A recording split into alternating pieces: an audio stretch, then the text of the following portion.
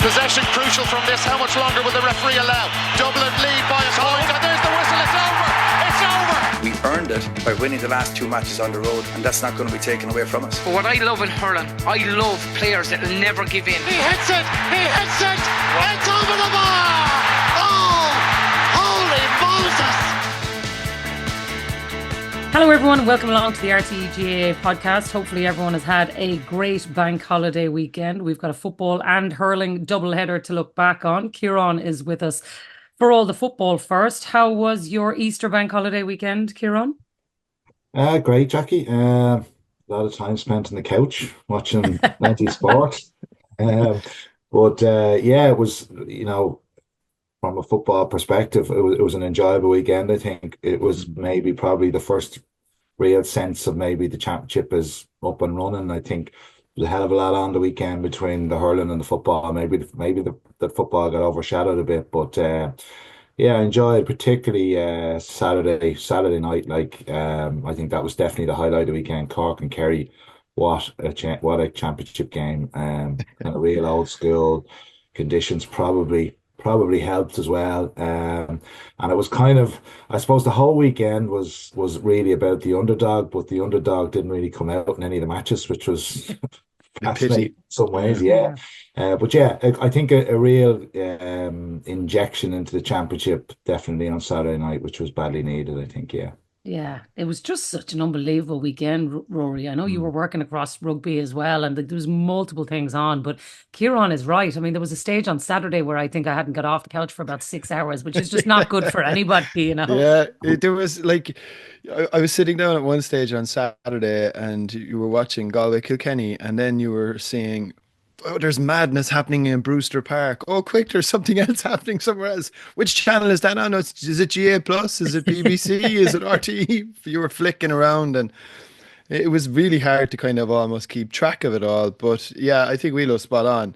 It was the weekend where the football championship fired into life, and it is a pity in some ways that then it almost became chip paper by the time we got to Sunday, given what happened in the hurling championship. But look, that's just the nature of the way it is at this time of the year. Like, there was 23 inter-county championship matches on over the weekend, but football, to be only this stage of the championship, and we know how critical I have been, plenty of people have been, of the provincial football championships, and we know how stale they have gotten, but they delivered still. Under all of those pretenses. So what it would say to me is it's a fantastic portent of what could be to come yet. That when we get to the real football, I mean, like, just take, for example, I was texting Whelan there the other night and I was kind of trying to work out the pots that, even at this early stage. Now, Cork will probably be in pot 4. But your pot 3 is more than likely going to be sort of a Tyrone Armagh, Toronto stroke Armagh, Derry, Roscommon, and Monaghan. I mean, like, the draw for this is going to be absolutely fascinating, even at this early stage. And a lot of teams already showing that they can give the so-called frontline contenders better games than what we've seen in the past. I think the new rules are obviously helping. The 2-pointer is a massive thing now, particularly for an underdog. And I don't know what game we will start with, but Whelan texted me on Saturday, game over, 20 minutes in. It was 11. It was 11. It was 11. We thought the same. It was 11-4, and you're saying game over. And next thing, all of a sudden, Cork go in at halftime 11-9 because Brian O'Driscoll kicked a couple of 2-pointers, and all of a sudden they're back in the game. And to me, it's a fantastic thing for the championship. The game and football itself is not without its imperfections, and I'm sure we'll get on to chat about the hooter and some other vagaries around the gaps between extra time and full time. But I think we're in for a great championship. I really do. Yeah. And to me, like, I know Cork didn't win that game, and forgive Rory and my biases where we were hopping up and down on the couch praying for a miracle at one stage. But I do think, had Cork won that game, you suddenly would have felt, oh God, the underdog actually has turned somebody over. But the problem, Ciarán, is that, as Rory says, it hasn't happened. So, like, Fermanagh had an unbelievable opportunity, didn't take it. Monaghan probably at times felt maybe there was an opportunity they could, and they didn't take it. Cork had a massive, I would say potentially the biggest opportunity of all time to beat a Kerry team, and they didn't take it. And the football was incredible. And I still think Cork Kerry was the game of the weekend for me. But I still think when the underdog doesn't take the opportunity, maybe the chance is missed as well in a bigger context. Yeah, and I suppose Jacqui, you said if Cork had won that game, what would have happened? Probably Peter Keane would have won the Munster Championship with Clare because yeah. I don't mean that, guys. Well, that's what happened in 2020. Exactly. And the funny thing about 2020 is the match was almost played in very eerily conditions and the same type of weather. It was bizarre. But I think what I felt about Cork the other night was that, and Rory's right, the start of the game, Kerry were in control. I think they went 6-2 up, they were 11-4 up, and Cork were putting so much emphasis on their kick out and their structure around the kick out. And they were Rory said to you at the time that they're being caught flat footed. They're putting a lot of guys under the kick out. Kerry had much better positioning, guys coming at the right time.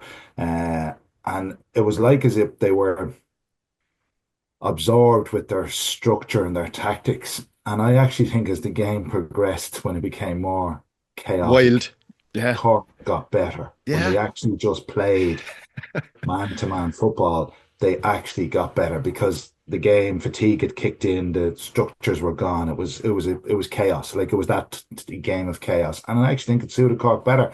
And I think that's what put them on the back foot in that first half. Now, obviously, listen, in the second half, you felt Cork they were much even in terms of possession. They had the chances, but also I thought in that the increase in intensity levels probably from Division 2 to Division 1, their handling, their turnovers, that you could see that was evident. And Kerry again got in a very strong position, and then we had the Paddy Clifford sending off, and that gave Cork massive impetus coming into the last few minutes, and that decision, and I think both decisions, Jacqui, were while they lent the game in terms of entertainment factor, there were two poor decisions and both made by linesmen, and I think there's something in that a linesman has to be very clear and concise and certain that there has been contact to the head to send a player off, because Paddy Clifford was running the show. He was running the show,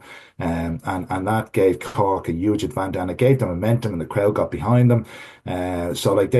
Cork will look back and they'll, while it balanced out, they'll feel aggrieved over the Seanie O'Shea 10 steps, and I think that's another kind of discussion point from the weekend. Watching the games, you could certainly see that referees are trying to clamp down on the steps because of the new rules and the advantage of being in a one-on-one. They're trying to favour the defender, but there's a massive inconsistency still in it. It's difficult. It's very, very difficult. It's a problem. It's been a problem in our game for years where people get away 6-7 steps. So I think both teams will feel, that the decisions could have gone with them, but it was just the game. When it went to extra time, the Joe Connor goal to win it in the end. What a goal. Class. What a goal. What a finish. He had a massive game in the middle of the park.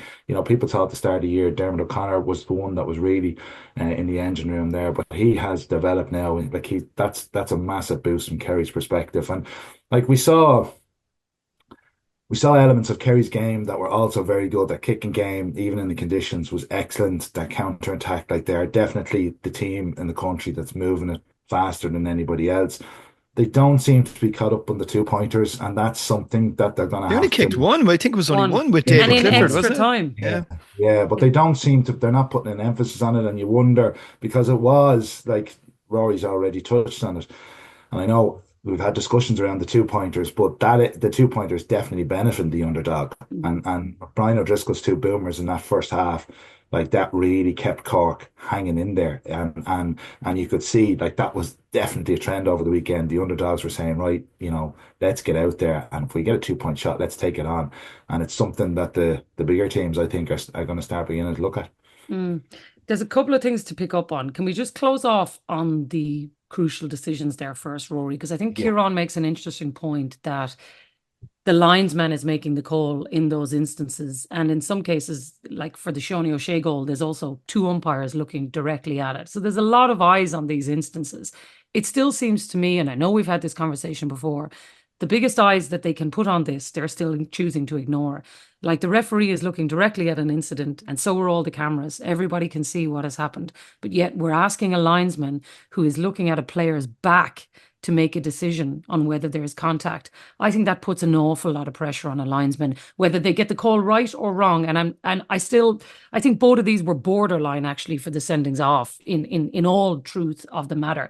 I don't think anybody would have said if it was a yellow, everyone would have said grand. If it was a red, everybody thought, oh, that's a bit harsh, but I can understand it. I still think you're asking somebody to make a decision that they clearly cannot see in the full light of day. And I think until we sort that out, it's going to be a huge issue, and we're going to continue having these kind of calls. Yeah, and I think the issue really kind of comes back to head-high contact. I don't blame the authorities for taking a firm hand on head-high contacts, but I think there's a big difference between There's a big difference between the type of John Small or McLaughlin contact, which is a sort of a blindside hit and a shoulder or an elbow to the head, and where one guy doesn't see it coming and another fella, might have mistimed it in some way, and both are running at pace. Stray arms that kind of, run across somebody's body that might be a little bit high. I accept it again. You do have to err on the side of caution in terms of player welfare. I thought the Paddy Clifford one was a little bit harsh. If you were to kind of call it a colour, you'd probably go orange, but we obviously don't have that card. The Cork sending off, look, I think in a more general context, and Joe O'Connor had a powerful game, and this is a much more general context across the board, and this is happening particularly in hurling as well. Players now know that a head-high contact is going to elicit a response from a linesman and an official. And I think players are exaggerating the injury in an attempt to get their opponent sent off. I think it's a very unsavoury aspect in both sports, particularly... Sorry, there's no particularly. It's happening now in both sports. And referees, I suppose, just need to cotton onto it a small bit more. They need more help. They need more help from the umpires. What are the umpires doing in certain situations? Do they have the ability to call them and get consultation there? Can they make adjudications on these types of things? The linesman obviously is the guy that's closest to both incidents on that far side of the field. He advised, who's a very good referee. Barry Tiernan is a local referee up here, an excellent referee, by the way. And this was a first major game for him. And I think by and large, he contributed to a really good contest. That would be my only fear around this whole area of the head-high stuff, is that players and teams are now using it for the wrong reasons. And I think the officials need to be cognizant of that. I think from a Cork perspective, if you were to take the two red cards as sort of one incident together, Cork played the game with an extra player for the best part of 20 to 25 minutes. In my view, that was advantage enough in the context of those two red cards. And Cork did make hay during that time. They just probably didn't make enough. And I think in an overall context, John Cleary knows Cork had chances to win that game. And it's another hard luck story. It's of no use to them. But look, what can they do now? But just refocus, reset, and go and have a rattle off the group stages. And no one, they will be the one team in that pot four. If Cork can produce that level of performance, which is again our big unknown when it comes to Cork football, and that level of consistency, and I know Whelo's mentioned this many times, but if they can get to that level, they would be a match for pretty much any team out there. I think just on that, Rory, one of the other things, and it is absolutely difficult for referees, and even, I suppose, the context of the conditions on Saturday, Yeah. That's a big part too. Will always lead to kind of, sloppy tackles and stuff like that. But one of the other aspects that players you could see, and there was one incident Barry Dan played up in terms of the midfield mark, and he ran into the player in front of him. Yeah. And got the 50-yard advancement. Do you know what I mean? Now that's potentially worth 2 points. Do you know what I mean? That's another aspect that, again, you can see the awareness of players. They know that if they catch the ball in the middle of the park, if they're stopped from playing within that 4 meters or whatever it is, they get so he definitely played the ref on that one, and he got a 50-meter advancement. And they're little things now that the players are becoming aware how they can construe or it. handing the ball back, but running backwards running backwards at the same time. That's a beauty.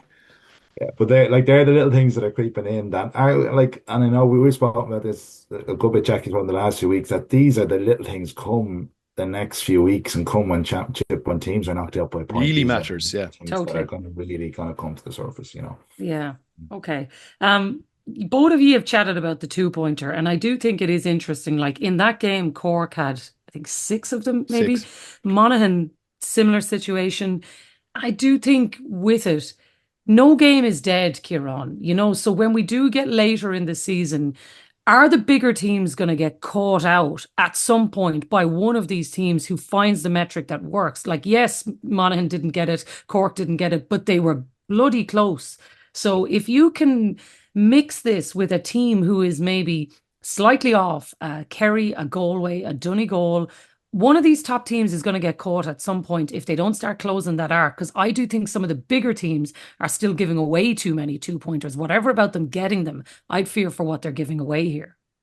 Yeah, and we spoke about that last week, Jacqui, about kind of defending the arc. And in fairness to Monaghan yesterday, Monaghan pushed out in Donegal, and they were definitely trying to stop that Donegal running game, because if you give Donegal the ball and you sit back, Donegal are just going to pick you off for fun. So they took, it was a risky kind of approach that they went man to man. Now, it's still risky that if you break the man or 2 lads get sucked into one player, you get in behind them, and Donegal still got their opportunities. But in some ways, they're because they're putting the press out the field, they're probably reducing that 2-point opportunity a lot of the time, because they're not sitting back and giving teams time to kind of set it up.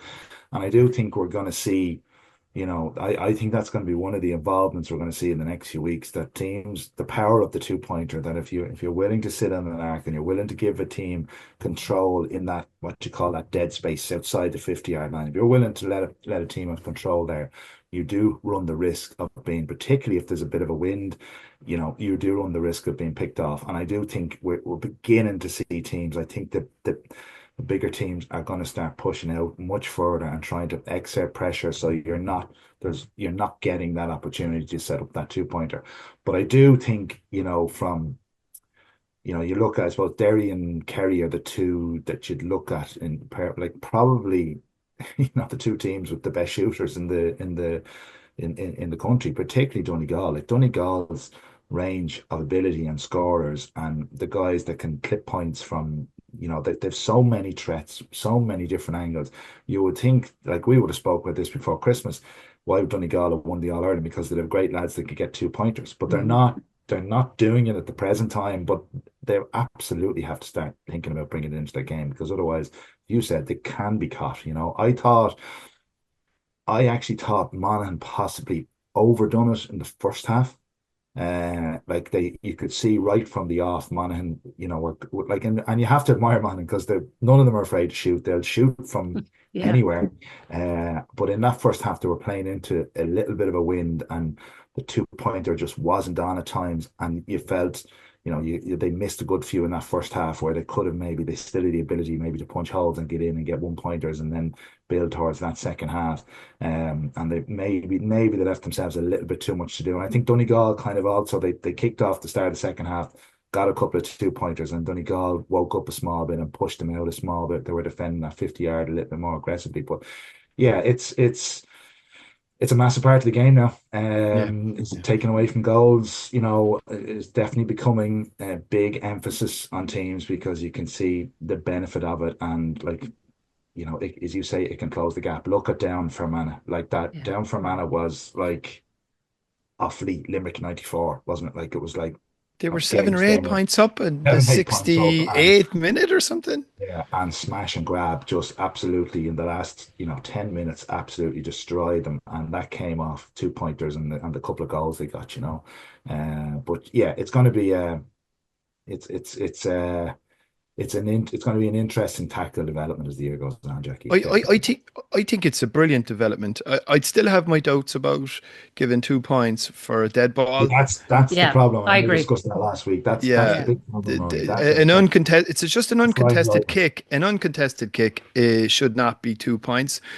But I would never I think the 2 point as an addition to the game is superb. I think what you're actually also starting to see, well, I suppose, again, in terms of tactical variations, as Whelan was mentioning there, it was very noticeable after Brian O'Driscoll's couple of 2 points early on. Tadhg Morley basically went on to him and was glue. He was glue and Cork could not release O'Driscoll, and because people were saying to me afterwards, why they couldn't get him on the ball, they couldn't get him loose because Morley basically, and that showed the sort of tactical shrewdness on the line for Kerry to say, hey, make sure this guy is tagged because he can hurt us. And I think one of the good things from a Monaghan perspective is they have more variation. Now, I know Owen McSweeney came on and he kicked one, and I think Cathal O'Mahony kicked one. But I think O'Driscoll seems to be a bit of a specialist in that, and that's why they tied him up, and it obviously nullified Cork in a big way from that point of view. But when you've got Bannigan, you've got Ward, you've got Conor McCarthy, you've obviously got Beggan then from the deck. Like we're going to go accent. They didn't give any freeze away, Rory. Very interesting again, and it just goes to show like how teams are starting to think. But look, Monaghan threw the kitchen sink at it, and I think there was a bit of controversy at the end. In fairness, I think Coldrick got that one right. Would that be fair? The G guys get it clarified, I think, on Sunday that if the hooter goes when the ball is dead, the game is over. Yeah. So now, I do think, right, on that though, Rory, if in a general sense we want to improve it where you're saying, okay, the hooter's going to go and you're going to have one last chance to play, I still think it's a bit unfair that the hooter goes and then it's up to the referee to blow the whistle, which he did. And like David Goldrick was absolutely right. That's a correct decision as per what the rules currently say.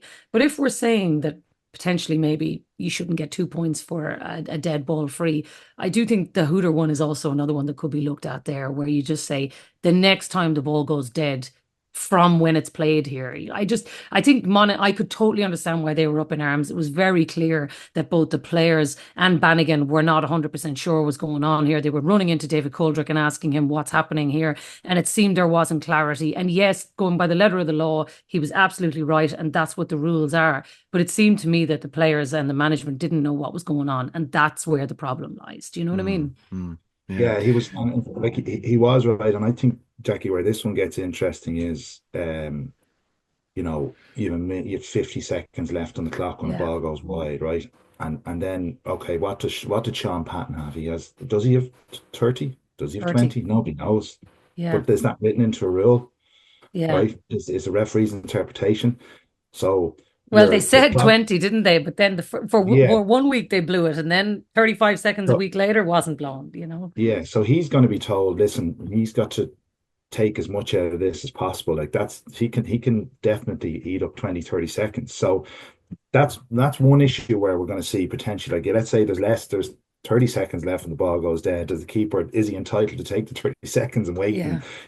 These are little things that could cause massive issues later in the year. But the other aspect from his perspective, if he's standing over that tee and there's 20 seconds left on the clock, think about, he's going to put it out near the sideline anyway, right? Because that's the safe ball, number one, because even if it goes out, that might be enough.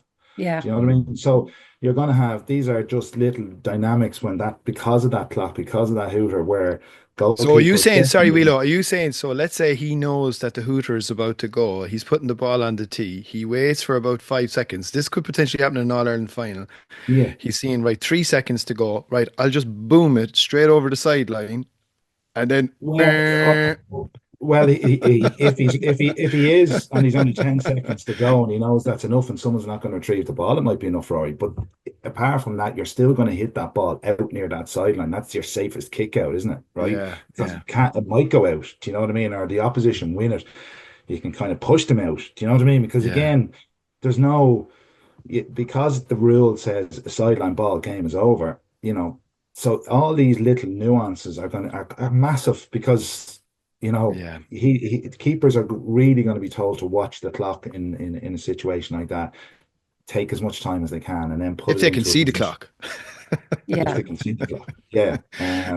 But it seems, I agree with you, Jacqui, that it seems hard that a sideline ball is an advantage to a team. yeah, Do you know what I mean? Yeah. So that's an advantage. So maybe the advantage should play out. you yeah, know. That would kind of solve it. I'd agree. Just one general question, Rory, on like the bigger teams and the value of a 2-pointer versus a goal. Like, you still see Kerry's ambition to go and get goals at the weekend still very clear. Some of the I know Seanie O'Shea might have taken 9 or 10 steps, but it was still a brilliantly taken goal. Joe O'Connor's finish. They still have an appetite for goal with the likes of Gainey, these kind of players. Donegal again didn't score a goal yesterday.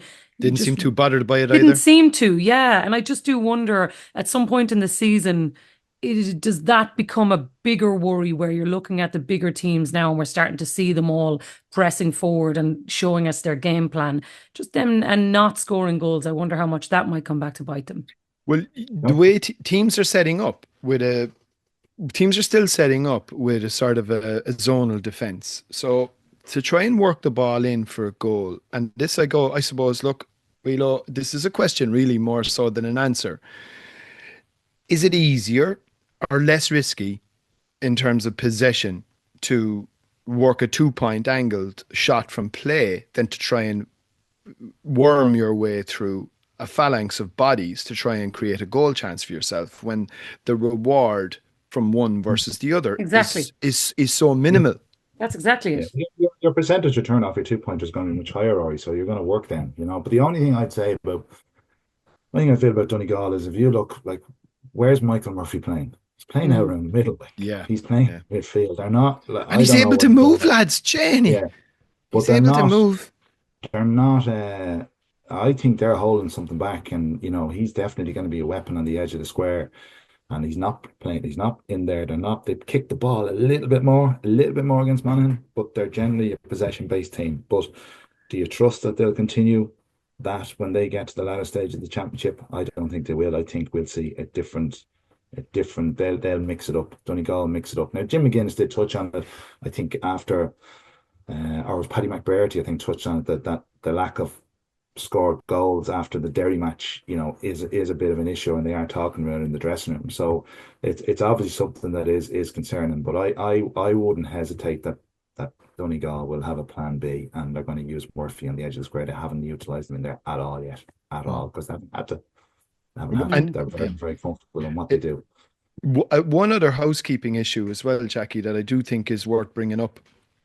And again, look, you can put rules all you want. It's just about whether or not people will adhere to them, and I suppose imply them in the spirit that they're meant. But I was only watching the game on TV the same as everyone else on Saturday night.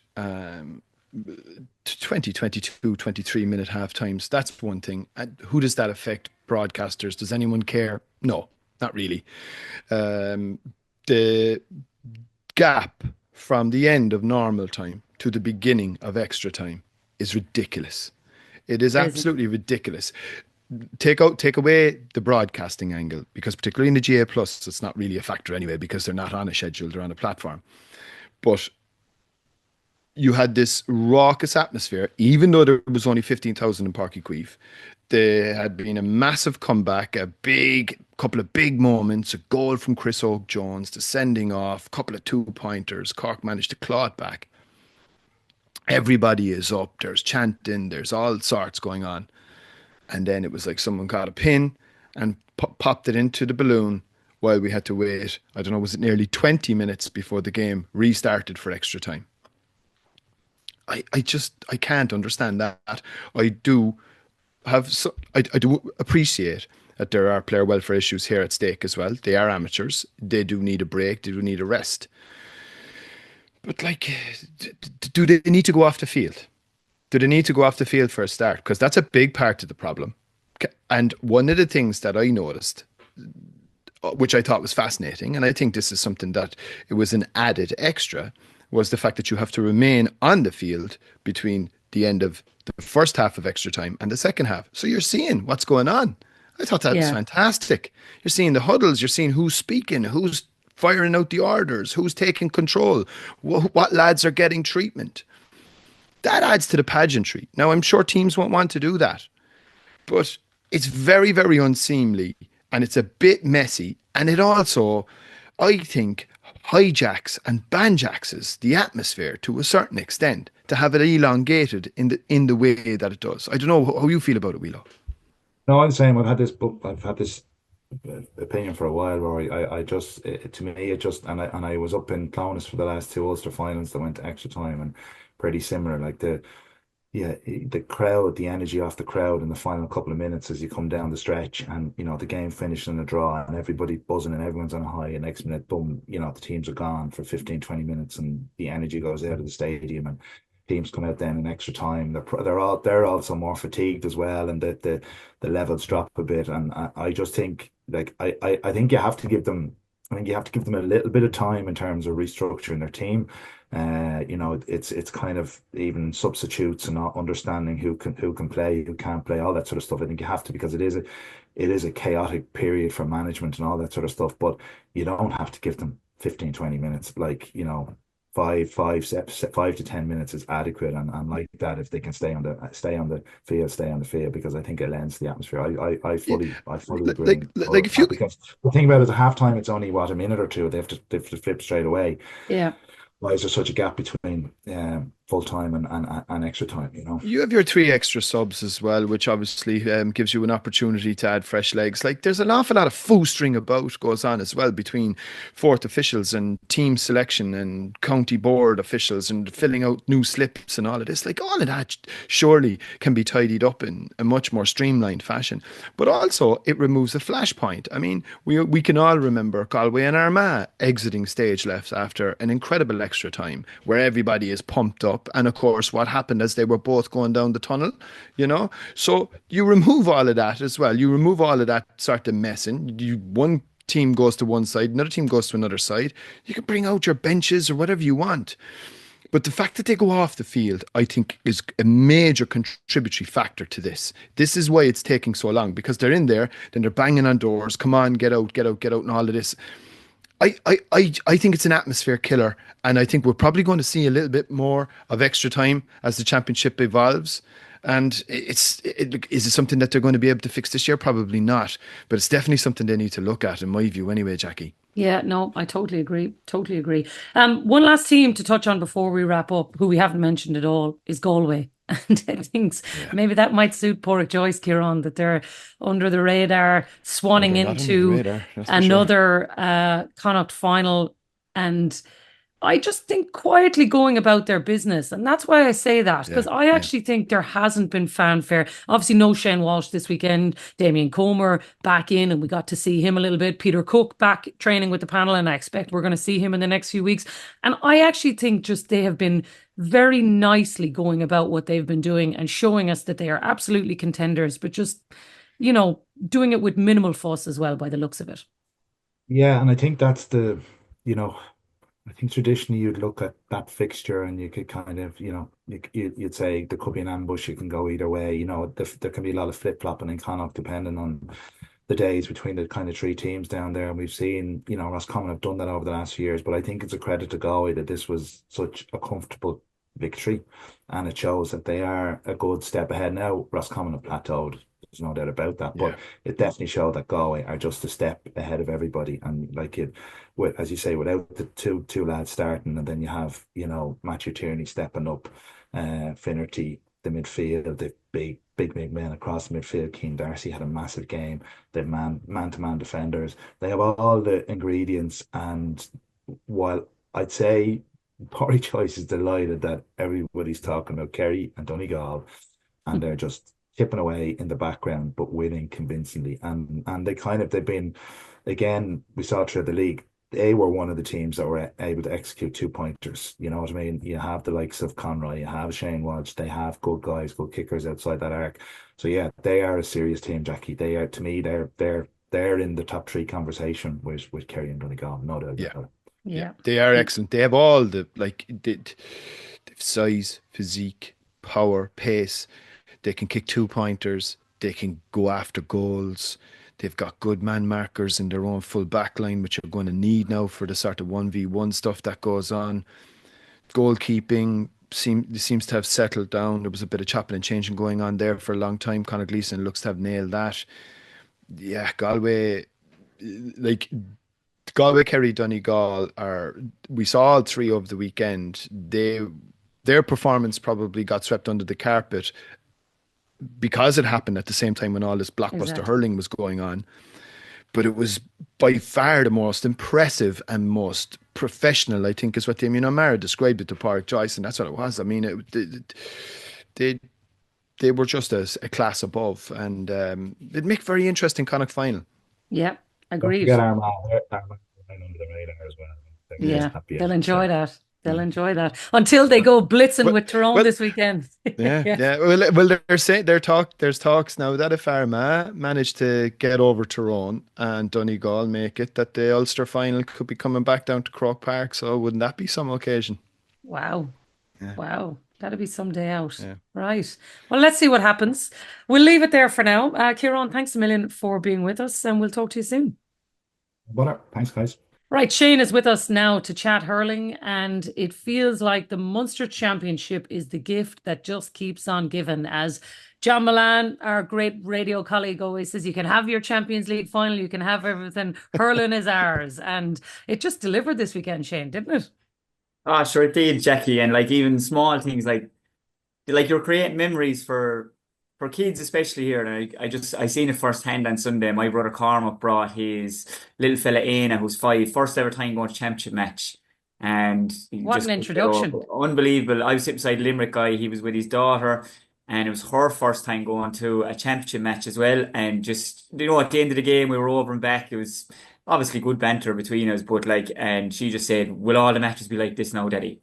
And I just kind of said, yes. If you keep going to the Munster Hurling Championship, there's a good chance they will. But yeah, look, that was it. The atmosphere was brilliant. From a Tipp point of view, Jacqui, it was great to see actually a good Tipp crowd there. It really was. It definitely was a factor in the buzz that the lads got on the pitch. I've no doubt about that. Even when the scores went in, when McGrath's second goal went in, the biggest roar I've heard in some time now in Semple Stadium for a Tipp team, and that might be hard to believe, but that's just the truth of it. So that's just where this group are at now.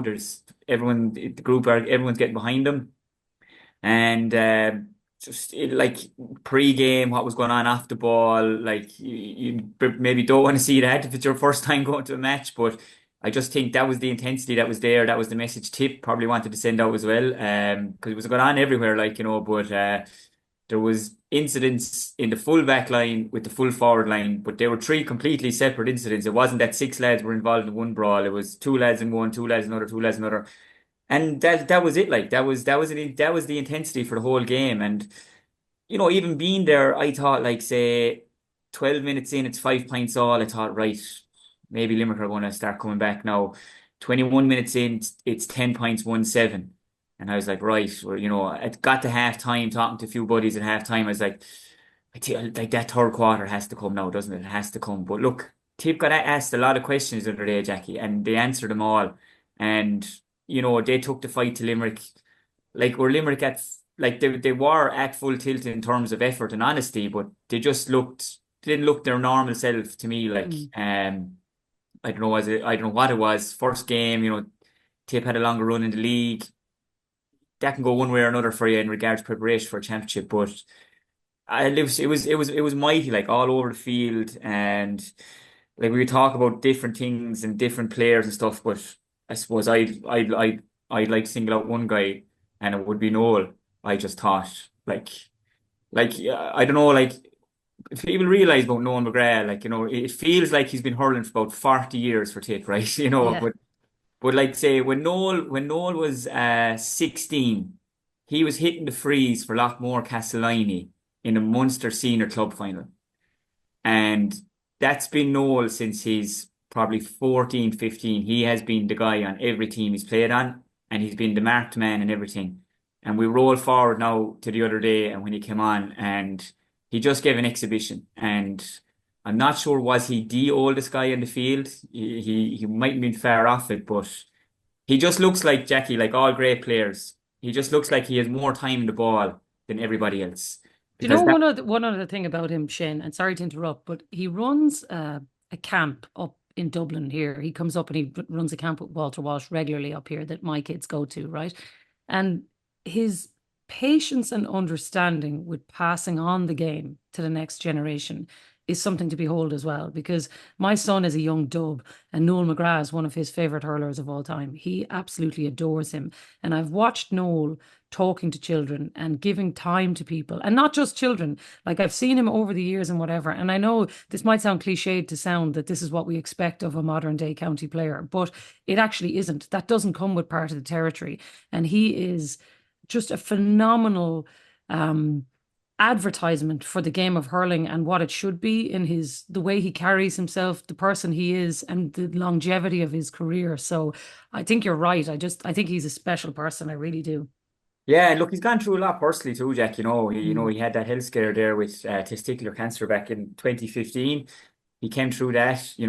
I tell you, he's never done panic in his life. I tell you just a quick funny story. Like, Noel and Aisling got married during COVID, and there was one number that could come to the wedding, but then the regulations changed maybe a week, 10 days out. So the number had to be cut in half. But there was absolutely no panic on Noel's side of it. He just said, right, the boys are coming, the girls will have to stay at home. And we were, to be honest though, and my wife Joanne will maybe say that we were all happy enough. We had a mighty day, just all the lads together. And but that's Noel. Like, he came over actually and collected his son after the game. And it's all those small things, I suppose. You get to a stage in life as an intercounty player that you're getting married and you have kids. And maybe that helps Noel, and maybe that helps other intercounty lads, Jacqui, too, that they know after the game they get to go home to the smallies, home to the kiddies. And maybe that takes a bit of pressure off them to say that that's the most important thing. And what I'm doing here, I'm enjoying. And that's what Noel did for me the other day. He came on and he just looked like he enjoyed that so much, so he did. But you could say that for a lot of the Tipp fans. But like, coming away, like, how did we feel? Like, the feeling was brilliant. Like, it was good for the soul as a Tipp person. And Limerick will feel that, right, they got a draw. But look, I'll be totally honest now. Limerick were lucky to get a draw the other day. And maybe not everyone will agree with that. But Tipp were the better team overall the other day. And Limerick had a few below-par performances. But again, that was down, I think, to the intensity that Tipp brought in at Jacqui. Even the last play of the game. And we can talk about officials as well, lads, in a minute. I thought officials in Ennis and Thurles, from what I've seen and heard, I thought they did a really good job. Obviously a few incidents, but like, they're not going to get everything right. But the intensity there, like, and it could be maybe Will O'Donoghue. People will argue that there was a high tackle coming in around the shoulder, could have been free to Limerick. But I think the right call was made by Tyler Walsh, and they definitely added to what was a great game. But the hits that were going in, intensity, everything and more. Like, so yeah, we were happy to be stuck in traffic for a little while after Jacqui anyway. And we took our time going home. So yeah, it was good. Really, really good. Jack. I remember Jacqui. I wasn't long at it. No, that was a few years. Tipp had won the All Ireland in 2010. I'm sure Shane will remember that one very, very clearly. And we did a piece, and I was the producer on it. We brought Noel, Bonner, and Brendan Maher up to Rockacashel, and we kind of filmed in and around there. And I actually look back at the rushes there going back about a year or two ago, and they still stand up, like, but it's incredible to see them. And that was in 2010, and I think they went out the following, they had won the under 20 under 21 All Ireland as it was at that time as well. I think Paddy was Paddy Maher captain of that under 21 team, and and I think Brendan is retired with a good few years at this stage. We know Bonner went maybe in the last two, and like, just to see the longevity, the service that all three players have given, but particularly Noel. at this stage of his career to still be able to come on, to have that little time and space, that little composure, that bit of class. It was just a real mark of him, and he contributed no different to everybody else to what wasn't a surprise to me. When we were picking our three last week, I went for Tipp, and I'll stand over that. I have a strong feeling about them. I think they'll be buoyed as well, Jacqui, by what their performance. They'll get a huge injection of confidence that whatever message the management are saying to them now. Listen, we've gone toe to toe, and we should have probably won a game against a team that is reasonably fresh off winning the last 4 All-Irelands. So what have we got to fear going down to Páirc Uí Chaoimh next Sunday, playing a team that's probably going to be bereft of 1 or 2 key defenders and a possible suspension? We don't know about that. But I think in an overall context, the Munster Hurling Championship, and just a very brief story, Jacqui, I remember going to, I think it was Cork Limmerick in 2001. And back then it was only the beaten provincial finalists that had the backdoor option. So when you were beaten, and you got 1 day out. And that was it. That was it for the whole year. And Limerick, I think, beat Cork below in Páirc Uí Chaoimh, and that was it. Championship over. And I see young people now, my own young lad, like he's a Cork hurling fan and a Dublin football fan. He's the best of both worlds. And we're going to matches. And he's like, he's just fascinated by the whole colour, the razzmatazz around it, the fact that you have it week on week. It's like a little mini World Cup now every year in the middle of, well, what we should have been in the middle of summer. But it's like to think that for 140 years you were locked into this insanity of a straight knockout. And now we have this thing whereby everybody gets to play each other. It's all done in a really small, narrow window. Yes, and maybe the issue around a bit more breathing space is a moot point and certainly something worth discussion and debate. But what a competition, like what an absolutely incredible competition. I have to say it's unbelievable spectator. I have to say, right, the crack has probably gone over for the players now, right? Yeah, in regards that, like, we had 4 or 5 weeks in between matches, okay, not a million years ago now. So we were, we might go out for a few pints following that, right? Okay, yeah. And we were like, and what's wrong with that? I mean, it's still it's an amateur sport. But like, where the players are at now, lads, and I know we want to move on, but where the players are at now is that I was talking to a couple of them, and I just say, what do you actually do on the Monday? Like, what happens on the Monday? And in the pool, but Rory, most of them are taking a day off work. Majority of those inter-county guys are taking a day off work on the Monday after. Maybe Saturday evening game, you might get it on the Sunday, but for Sunday championship games, I'd say majority of those inter-county guys are taking a day off work. Now, if you're a teacher or if you're your own boss, maybe it's different, but just for people to realise where these are at, like, as spectators, these is unbelievable. For the players, like, what they do for us to give us this entertainment, this gladiator stuff, Coliseum stuff, they're unbelievable. And that's why I think you're just not going to see the longevity of the TJs and the Hoggies. You're not going to see even Knowles. You can't see that longevity of career anymore, in my opinion, because I just think it's too much. It's too intense. Too intense, and the hits and everything. And maybe I don't know, Jacqui, how, like, you'd see a lot of these guys up close personal too, like, so. Yeah, and I do wonder how long you can go at it generally, because I was watching Limerick at the weekend, Shane, and I did think, yes, there's some new blood in there, and yes, there's a bit of razzmatazz still, but is it the same razzmatazz that was around them 3 years ago? I'm not sure. And maybe it is because the toll that it has taken out of this team is significant, or maybe it's Limerick, it's early, let's give it time, and they're still going to be All-Ireland champions at the end of the year. What do I know? But there could be something in what you're saying, that it's a fairly hard out road to keep travelling down. And I thought, for the first time watching them at the weekend, maybe it's taken more out of them than I thought.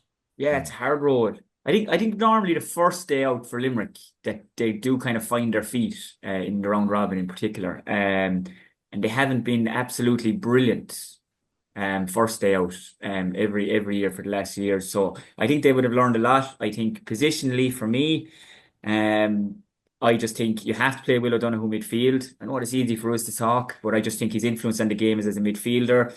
Kyle thing at centre forward. Kyle got on a good bit of ball now at centre forward, but I just think he's at his best at 6. Are you not missing him too much back there if you put him Yeah, at I would have Kyle at 6. I would. I think there was no issue with the full back line for Limerick. So people were saying about Sean Finn and Dan Marcy. Barry Murphy, Mike Casey, and Barry Nash had good games. All of them had good games. I know John scored 2 goals, but John maybe touched the ball 4 or 5 times, scored 2-1 from play. That's John. That's the class that John has. You couldn't blame Mike Casey for either John McGrath's goals. I think where Limerick maybe have to have a look is, as I said, teams now, if you take the first ball Alan Tynan got the other day, he just went straight at Dermot Burns. And, he took him on for pace. So teams are going to probably try and go after that as well. So that would be a tough call to make if they have to make it. I put Kyle back 6, I put Will back midfield, and I put Adam English midfield with him, and I put Keane up centre forward. Keane Lynch was unbelievable. Unbelievable. And I think Dara McCarthy got man of the match, and he was brilliant. What he did, the confidence. I love the confidence he showed. He was giving lads dunts, hit Dermot Burns at dunt, even hitting the bigger lads at dunt. He ran out to take that last free. There was no doubt about it. He was taking it. He was looking for a towel just to dry the Hurley, but he demanded the towel. As a 19-year-old, 20-year-old guy saying, "Give me that towel, I'm going to nail this free." And I just admired him so much, and I loved seeing that buzz about some of our younger lads as well, that they were there to play. But what Keane Lynch did and his ability, and look, I'm here in school and I'm always saying about the roll lift, right? I say, if you're running along, I say there's no roll lift now at lunchtime today, right? We're all jabbing all the way. Yeah. Keane Lynch is the greatest roll lifter of the ball. I can't say anything to him about the roll lift now. Oh, I get such grief from my young right? fella over the same thing. But I'm there going, yeah, but Keane Lynch is a genius, right? He's the best man I've ever seen roll lift the ball in a ruck and come out with it. With lads chopping down these hurleys, lads trying to take the ball off him. He has an ability to get his hand down over the ball. Whereas maybe some players kind of cup their hand, if I'm trying to say, he just goes like a claw that you'd see in a teddy machine in Supermax or somewhere. He just swam down on the ball and he's gone. But you can't teach. I don't think you can teach anybody to do what Keane Lynch does in a ruck, because he's the best, bar none. And the amount of ball he brought out of ruck, even the point he got at the start of the second half. And he is that to Limerick, Jacqui. Every time Limerick are struggling as a group, Keane Lynch is phenomenal as an individual. And I don't know what much more we can say about Keane Lynch that we all haven't said or seen before. But again, the other day, he just kept winning ball when he know right to. He kept winning frees. He kept drawing on tackles. He kept laying off passes. And he was immense the other day. And Shane O'Brien too at 1-4. But then the rest of the forwards as a group, Aaron Gillan got 3 points from play, but I thought Mikey Breen had a really good battle with him. Garrod, wasn't his normal self. Tom Morrissey didn't look himself. David Reedy, again, he just maybe found it hard going. I thought Adam English was 2 or 3 good strikes of the ball away from being man of the match. I had him down as 1-2 from play. He could have easily had 1-5, 1-6. And I think that's where he's at now. I think he's ready to play inter-county and be really good. So I think positionally, Jacqui, is what I'm trying to say. Limerick, I'd be surprised if there wasn't a couple of changes. I think it's massive for them that they have a break now, because they can take a bit of time. They can have a chat amongst themselves. They'll know themselves collectively as a group. It didn't happen. Some brilliant individual performances. And even Nicky back in the goals, just quickly to touch on it, his influence on the game, he's not going blocking either of those 2 goals. There's nobody's blocking those 2 shots. But even the first goal that Limerick got, and if you watch it back and you talk about just game management and everything, Brian O'Mara had made a lung bust and run down the field. So what does Nicky do? He doesn't take his time with the puck out. He nails the puck out straight away, because he knows positionally we're not going to get back into position as quickly as we can, because our wing back has just scored a point from play on the 21-yard line. So he doesn't take his time with the puck out. He nails the puck out, bang, and he goes for that space. And what happens then is we see the space, it's created. Aaron Gillan gets on the ball. Adam English finds himself in more space, and obviously he nutmegs Barry Hogan and just tips it into the goal. And one of the coolest finishes you'll see from a guy making his championship, fully starting championship debut for Limerick. So yeah, all those things. I think there will be positional changes. I think Limerick they won't panic. But I think having the week off is big for them. And then for Tipp point of view, Rory, sure, do you get back to Liam McCarthy now, or what story? Here we go. No. We're starting the mind games ahead of Right, Sunday Todd, already. well, did you not get it after the league final? You have to give it back now. No, and a different Right, shape to it. right. So anyway, so Cork will have to go back to Lee McCarthy now. That's the first thing. But the other thing is, Tipp are going down now in a place where, right, they're not going to set up the same they did in the league final, Jacqui. We're going down with a good bit of confidence. We had some great individual displays. We can be better as a team as well now. Don't get me wrong. I thought we had some outstanding individual displays, but like we should see a better collective performance than what we did in the league final. And the other thing is now, you don't absolutely have to win this match now. Let's say if you lost to Limerick, the feeling was if we don't beat Cork, our year could be done before May. Whereas now you have the point on the board, everybody's the same, and you're going down there with a bit more confidence. Cork possibly without Robert Downey, Shane Barrett, Kieran Joyce, maybe. Cormac O'Brien might be fit. So look, I don't think about Tipp event to lose now. You know what I mean? Yeah. I agree, because I do think Rory, Cork are probably, I wouldn't say under pressure, but I definitely think there's question marks about them and their ability to close out games, because it's not the first time that they thought they were home and hosed in a game and they let a team back in. And if they cannot learn those lessons of being 12, 9, whatever amount of points it'll be up in a game, and having an ability to close them out, they won't win in All-Ireland. It's as simple as that. And they might not even get out of Munster if they continue on that trajectory, because I would argue that this weekend they have a Tipperary coming to team who will be a completely different beast than they were in a league final. They'll come with confidence, they'll come with swagger, and I think all the pressure is on Cork to deliver this weekend. And it's Cork Tipp Championship. So again, history would suggest, look, take last year out of the equation and park it. It was an aberration, really, and it wasn't Tipperary that we saw. Yeah. But go back 12 months before that. I think it was a Saturday night game. It finished a draw. It was an absolute barn burner again. Cork Tipp, there's never much between the teams, and they'll have it all to do, particularly now shorn of the bodies that they're potentially going to be missing. Was there aspects of their play on Sunday that would have been exhilarating at times? Certainly in the first half. In the second half, again, they have shown, and this is something that has been a feature not only in Championship, but we saw it at times during the league as well, where there are periods whereby you have little switch-offs. But like, there's an ebb and flow to hurling now. You aren't going to dominate the game for 70 minutes at this level. I suppose the key is to try and mitigate the damage as much as you possibly can. And to be fair to Cork on Sunday last, I thought they did manage that. Like, they actually managed to chip away despite the blockbuster start that Clare made to the second half and came out flying. I think Cork got a couple of scores to re-establish a reasonably healthy lead, and then everything changed when Shane Barrett was sent off. I think that's probably fair. Because look, we know now that you played the intercounty game -1. You know, the way teams can spray the ball around and the way teams can work their way through you, there might be some criticisms going around of management for certain substitutions. This fella should have come on, this fella should have come off. Like, it was a raucous, wild atmosphere to try and kind of ascertain any type of clear thinking from a player or from a management perspective was very, very difficult, particularly in that second half as it swung. There were some unsavoury aspects, I'll be honest. There were some unsavoury aspects, and I know people can make excuses around different things. I think from a Cork perspective, look, Cork find themselves in a very strange place, right?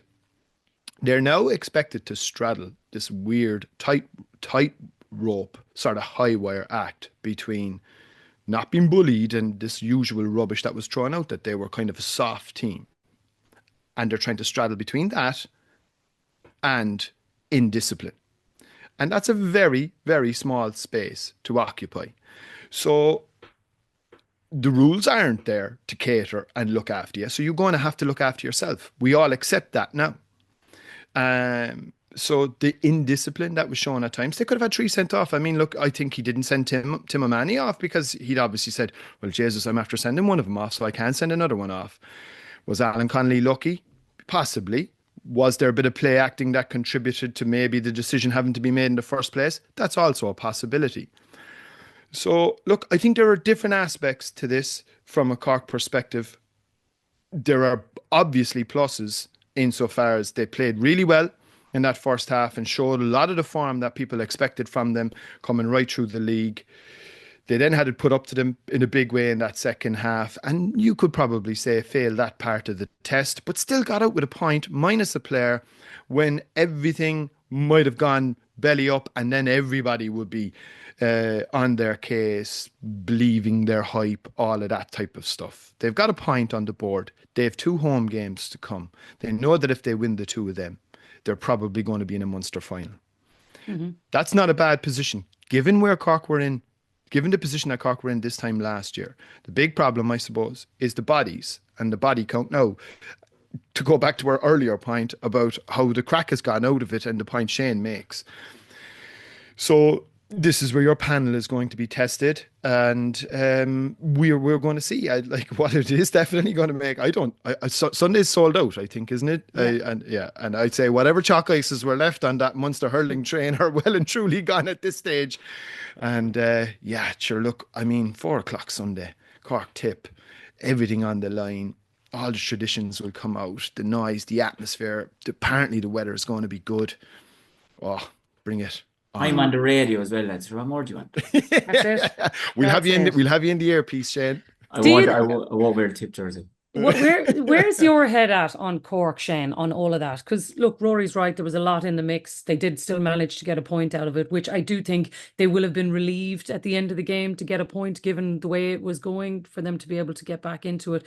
But I do still think there are probably more questions for Pat than answers right now, considering where his team are at, because of the kinds of bother that they found themselves in that second half.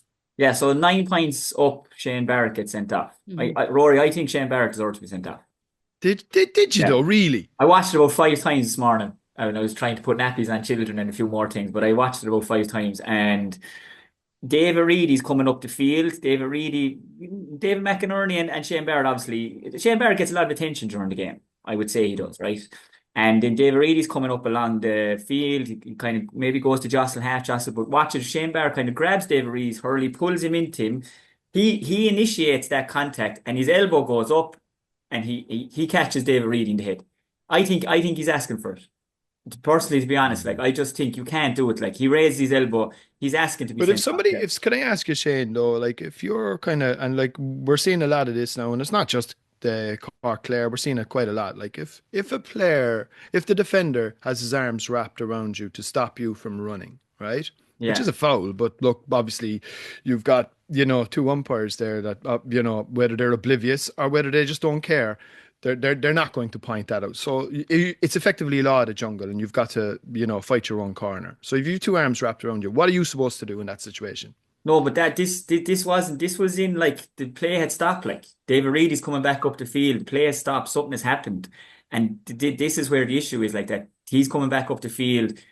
Dave McInerney's near enough, but he's not involved. David Reedy comes up. Shane Barrett kind of, they go to kind of shimmy around each other, or whatever trying to do, but he actually grabs him, pulls him in. Then the 2 of them are kind of interlocked, and Shane Barrett raises his elbow and he goes like that. And I'm telling you, when you watch it back again, you'll see it. But is he not lifting his elbow to try and wrestle free? Not at all. Jeez, he's not. No. He's not. I'm telling you. Watch it back. I watched it loads of times. Is that because you don't want Shane Barrett tagging out on Sunday? Oh, that's right.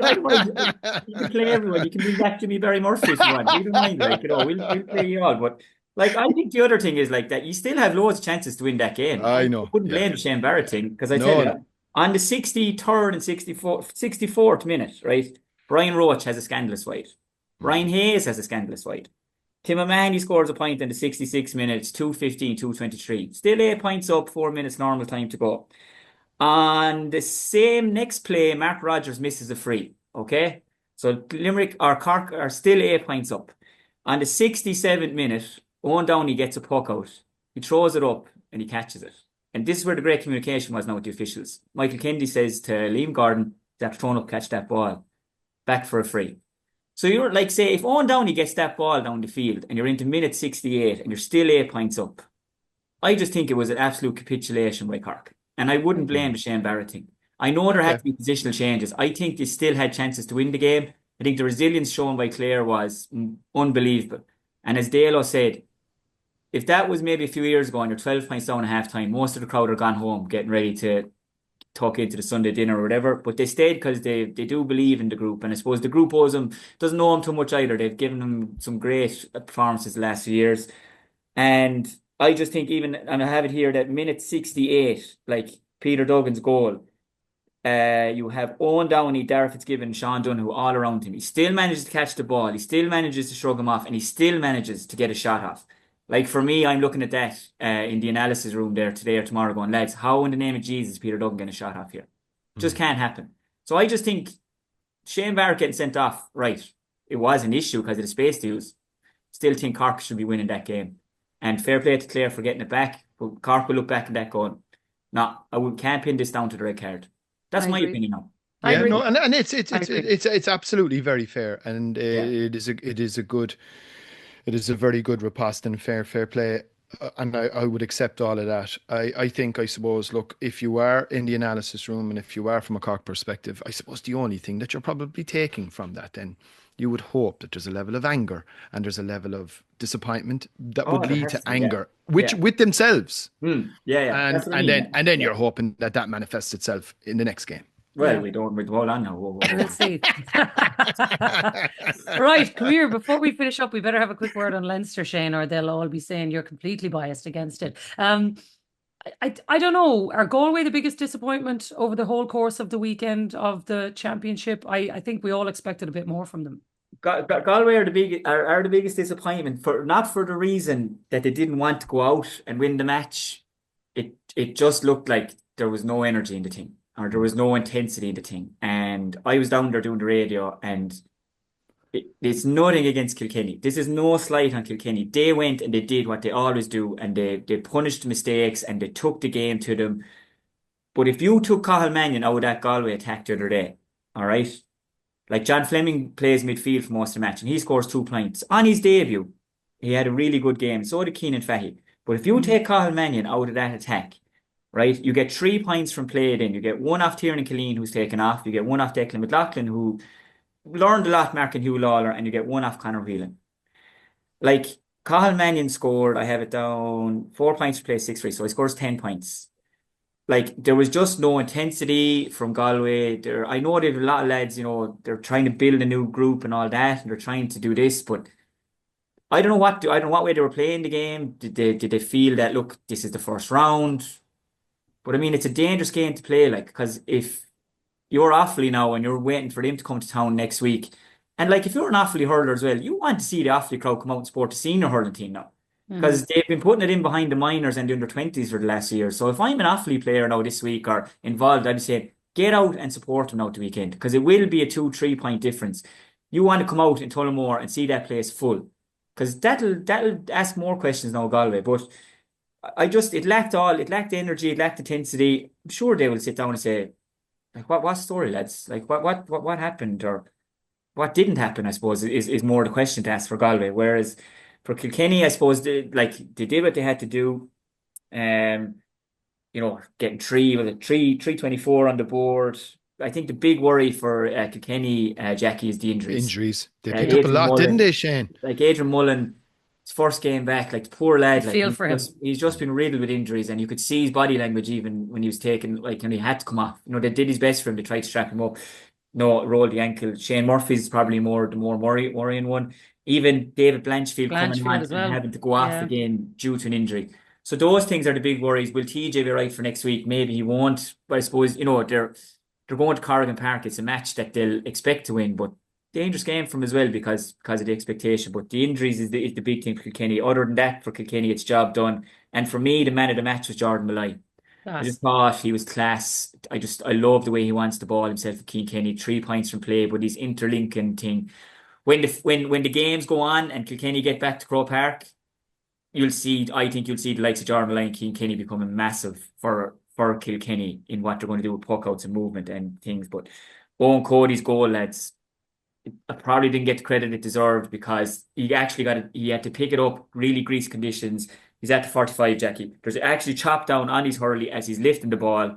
He goes in, little jink, and just absolutely buried it. So he showed his class there the other day with 1-5, 1-3 from play. So and kudos as well, Fionn Maxey as well, making his championship debut.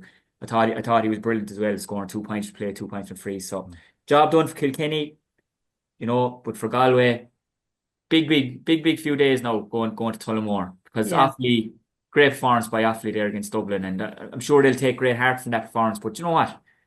They're here to compete, not just they're not just here just to make up the number of another team in Leinster. They're good enough now to go on and be competing in these games. Yeah.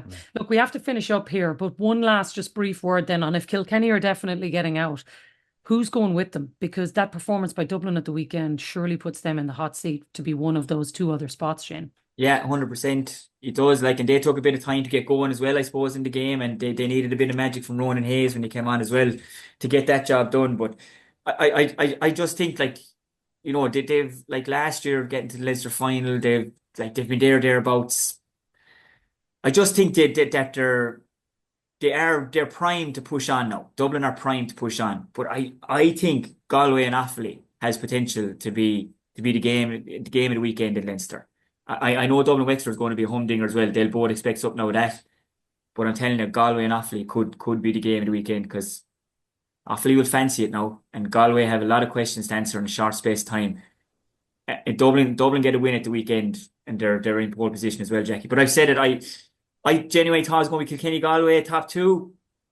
The whole game has changed after the weekend in Leinster. So two great round robins in store again this weekend in the Hurling Championship. Yeah, looking forward to it, lads. It's going to be great.